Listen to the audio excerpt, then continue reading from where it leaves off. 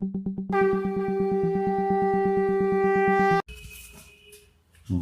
पुरुषोत्तम। केष्टोदा ने पूछा कि चलते चलते मनुष्य की एनर्जी शक्ति क्यों कम जाती है। शशि ठाकुर जी बोले, जो जितना विकेंद्रिक है अर्थात आइडियल आदर्श के प्रति पकड़ जिसकी जितनी कम है उसका जीवन भी उतना कम है, क्योंकि मनुष्य को आदर्श के पथ पर चलना चाहिए, अन्यथा वह प्रवृत्ति के पथ पर चलेगा ही। इसके सिवाय कोई तृतीय पथ नहीं है। प्रवृत्ति के पथ पर मनुष्य जितना चलता है उसकी एनर्जी शक्ति उतनी डिस्पेटेड अपव्ययित होती है, इसलिए लाभजनक एवं जीवनीय विषयों में वह स्वतः ही सलथ हो जाता है। प्रवृत्ति उसकी सत्ता का रस चूस लेती है, इसलिए सत्ता संवर्धनी प्रचेष्टा में उसकी त्रुटि आ जाती है। जैसे यदि तुम्हारे शरीर में रक्त क्षय कारक कुछ रोग बीजाणुएं अपना घर बना लें तो उस समय वे तुम्हारा रक्त पीकर पुष्ट होते रहेंगे, जिसके फलस्वरूप तुम्हारे शरीर के पोषण उपयोगी रक्त में कमी आ जाएगी, यह निश्चित है। आइडियल सेंट्रिक अर्ज, इष्ट केंद्रिक आग्रह है मनुष्य की सारी शक्ति का उत्स। वह अर्ज आग्रह नहीं रहे तो एनर्जी शक्ति नहीं रहती है, और एनर्जी शक्ति के नहीं रहने पर वह डिप्रेस्ड अवसन्न होता है, अपटु होता है। वार्तालाप हो रहा है, उसी समय आलिमद्दी ग्राम का एक मुसलमान आश्रम होते हुए रस लिए जा रहा है। शशि ठाकुर ने देखकर कहा, ठहरो, तुम्हारे हाड़ी में क्या है? आलिमद्दी बोला, रस है। शशि ठाकुर जी बोले, अच्छा है तो? आलिमद्दी बोला, जी हाँ, गाछ का प्रथम रस है, मधु की तरह मीठा है और देखने में बहुत साफ है, यह देखें। यह कहते हुए उसने हाड़ी उनके सामने बढ़ा दी। शशि ठाकुर जी बोले, माल तो खूब बढ़िया मालूम हो रहा है। और क्या तुम पियोगी? सैल माँ बोली, इतना सवेरे पीऊंगी, मुख भी नहीं धोई हूं, कपड़ा भी नहीं बदली हूं, इष्टवृत्ति भी नहीं की है। शशि ठाकुर जी बोले, अरे पगली, पीना है तो जल्दी काम समाप्त कर आओ। आंख भाव चलाते हुए, ऐसा भार माल अब नहीं मिलेगा। सैल माँ बोली, देर होगी, आज छोड़ दें। शशि ठाकुर जी बोले, ओ अलीमद्दी, तुम जाओ, वह नहीं पिएगी। अलीमद्दी जाने के लिए उद्यत हुआ। सैल माँ बोली, मैं कह रही थी कि कुछ देर होगी, उतनी देर तक क्या वह ठहरेगा? शशि ठाकुर जी बोले, तो यह कहो, तुम्हें पीने की इच्छा है, उतना नखरा क्यों करती हो? पियोगी तो जल्दी आओ।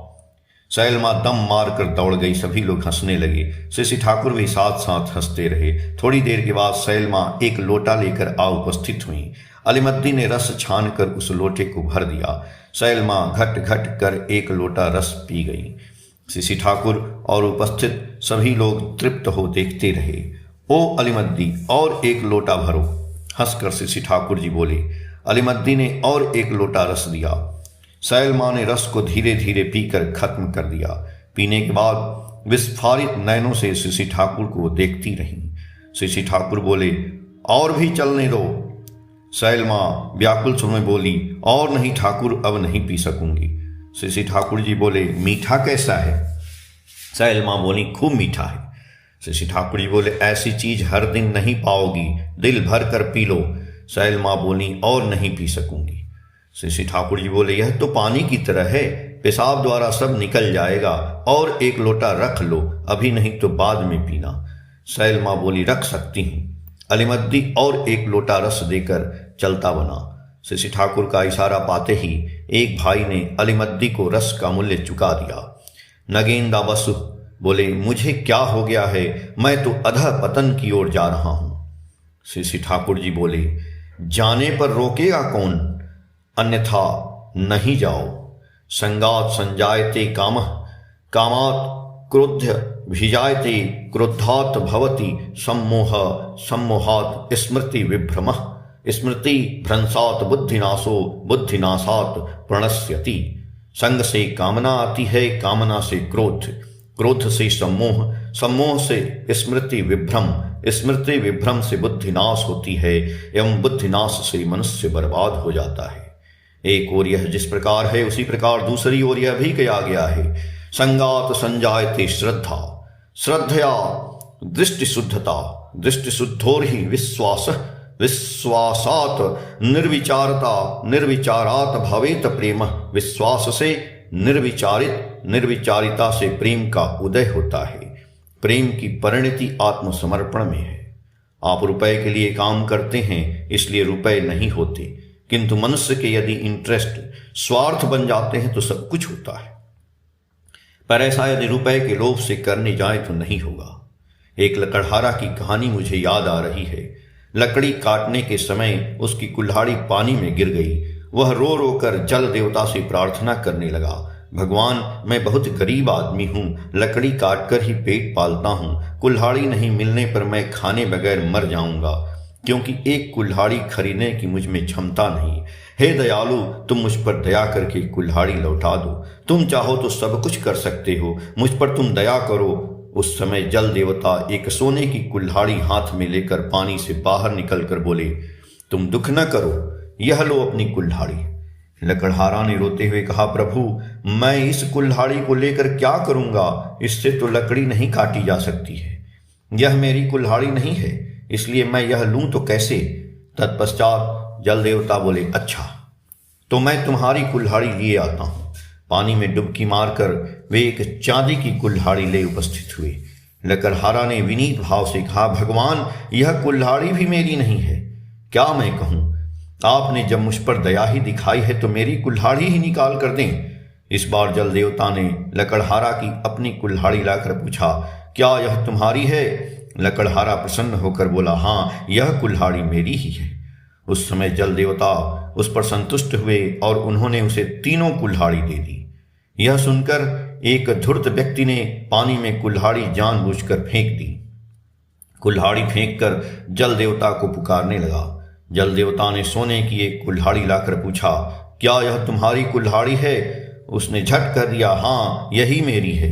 तत्क्षण देवता अंतर्निहित हो गए और वह अपनी कुल्हाड़ी तक भी नहीं पा सका। इसलिए लोभ तथा असाधुता के पथ पर चलने का अर्थ ही है आत्म प्रवंचना करना। ऐसा काम बेवकूफ या बिना माथे वाले लोग ही करते हैं।